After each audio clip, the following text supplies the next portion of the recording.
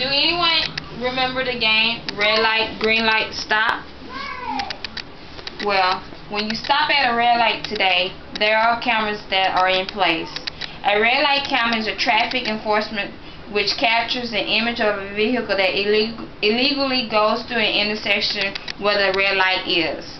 A nationwide study of fatal crashes at traffic signals in 1999-2000 estimated that 20% of the drivers involved failed to obey the signals.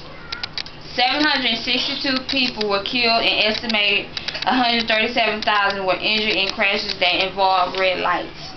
Red light cameras help to enforce traffic laws by automatically photographing vehicles disobeying stoplights.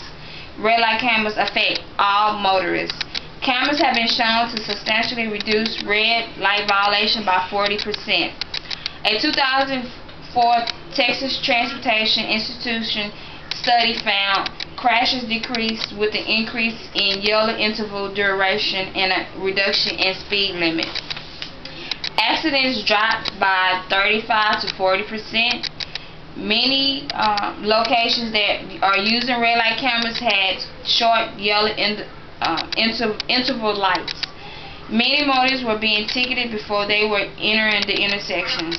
Many states have refunded money back to the drivers caught before signals turn red. The problems with red light camera violation is nationwide.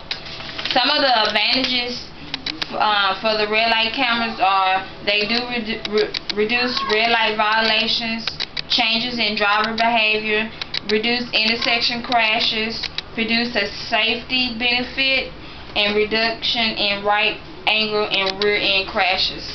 Some of the disadvantages to the cameras is that it violates the privacy of citizens, tickets issued without police officer present, money grabbing schemes for the city, and hindrance to good driving habits.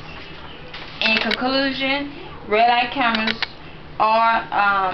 does take up a lot of money and time for the motor vehicle drivers.